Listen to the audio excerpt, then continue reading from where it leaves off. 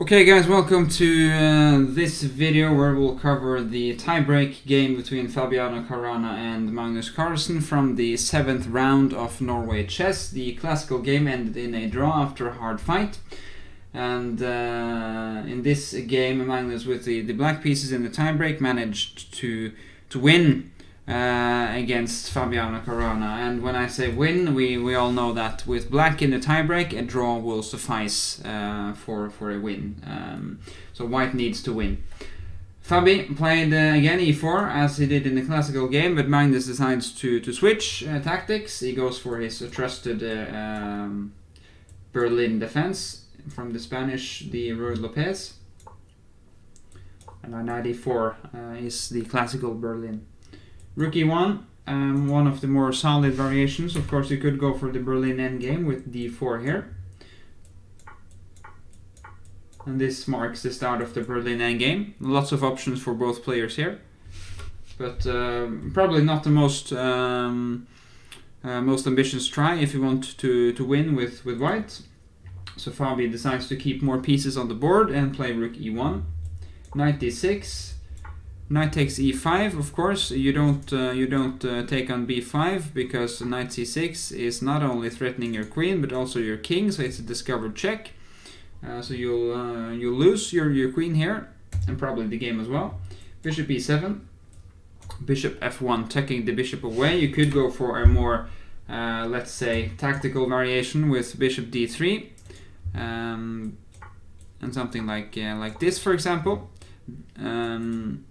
And if you ever get chased away with the rook, you go to e3 and probably h3, which is a tricky variation for white, but should be fine for black if you're a bit careful.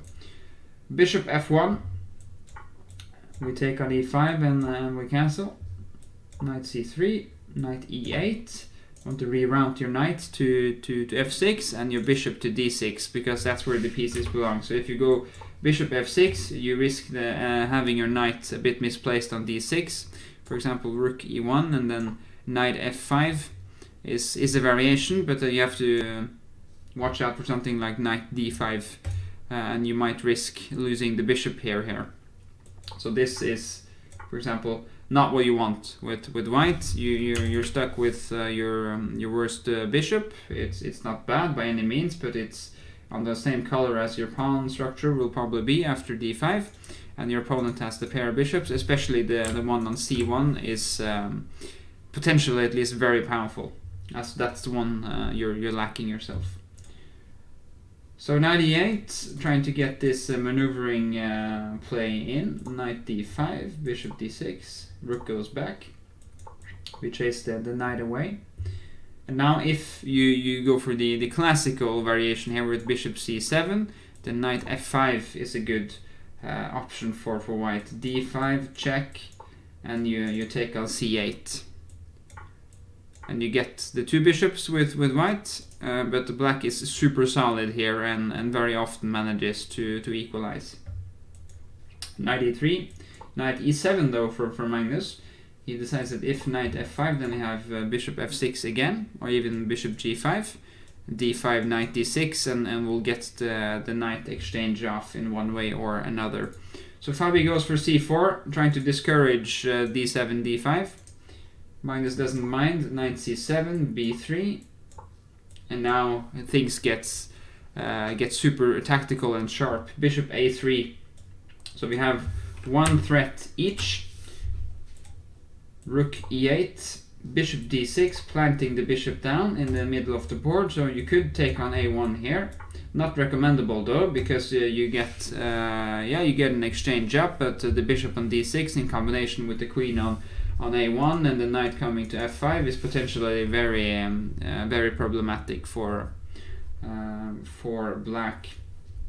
So Magnus decides to stay calm, stay cool, and play rook e6. Remember that the Magnus only needs a draw in this game. Rook e6, c5, knight e8, bishop c4. And now after some intense calculation, Magnus decides that okay, knight d6 looks good. If bishop e6. This was not played in the game, but if bishop e6, then de, and this is more than fine for black, because the tactical try knight f5 doesn't really yield anything for white, because you have the solid queen f8, and now this is a threat, and you will get the bishop out eventually, and you have a pawn up for black. CD from Fabi. Magnus decides to grab the rook in the corner. Rook up now, at least an exchange up for now, because Fabi decides to recapture and not take on e6. So Fabi goes for compensation. Rook d6, queen e5, and Magnus plays rook e6, which looks quite solid and looks like a good practical try, even though queen f8 is supposed to be safe as well. But I understand that this variation was not the most tempting for black to go for, at least when you know that a draw will suffice. So he decides to sacrifice some material back to get his position at least closer to an endgame. d4, b6, h4 from Fabi, trying to wrestle up some play on the king side. Bishop a6, queen f4, and now we see Magnus trying to untangle with his pieces here, trying to get his pieces out. Knight e5, of course we can't take on d4 because f7 will be hanging, so queen c7 is the move. Queen g4, c5 for Magnus, breaking up the position and then freeing his rook. Rook c1 now, a pin. Queen d6, and they go a bit back and forth because Fabi decides to threaten f7 yet again. Queen c7, queen g4, and Magnus decides to improve his position with h6. b4 from Fabi. And this, remember that this is a blitz game. I mean, the guys have approximately 3 minutes and 2 minutes left. So there will be lots of mistakes here, even though they are top level players. They will have to play pretty fast and rely on intuition rather than pure calculation. Rook d5 from Magnus, keeping everything covered. Rook c3, queen e7, just sidestepping this pin looks like a very natural move to me. bc, and rook g3, and I think in a normal game, at least if I were playing the black pieces here, I would be pretty nervous because it looks like white's pieces are perfectly coordinated. But remember that 2 pieces here and 1 knight shouldn't be enough to get a mate from this position, because there are no weaknesses in the black camp. Magnus has a queen in perfect defense there after f5.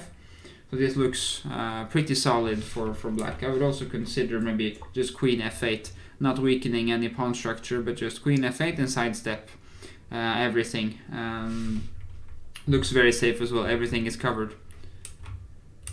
f5 played by Magnus, queen h5 from Fabi, and cd. This looks super safe for black, even though Fabi manages to recapture one of his pawns. d3 from Magnus, not the most accurate move according to the computers, looks supernatural to me. And remember that Magnus knows that he only needs a draw, so if he finds some simplifying maneuver or sequence, then that's very good for him, because a draw for black in the tiebreak equals a win. Queen d2 from white, stopping the pawn but not stopping Magnus. Queen f6, knight b4, some exchanges. Queen takes on d3, rook takes a2, and now we see that Magnus has survived and got himself to an endgame where he has a pawn up. His king is much safer now, as we have exchanged a pair of minor pieces. So this is just pure technical stuff from Magnus, should be pretty safe. A check here, rook d4. And suddenly we see that it's not only Magnus's king that's in trouble, also Fabi needs to watch his king. Queen c1. Now rook g4. The computer might scream out that Magnus had more ambitious moves or even objectively better moves, but he transformed this game into a pretty safe end game. So this is Magnus in full control, guys. Takes, queen c5, queen f5. Of course, an exchange of queens would mean that this pawn will be free to go. Takes, check, g3, check, queen f5, and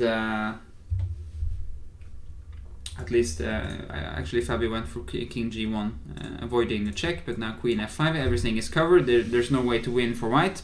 So Magnus wins the tiebreak, as Fabi has to accept a draw. Black wins, and Magnus wins the tiebreak against the world number 2 in the 7th round of Norway chess.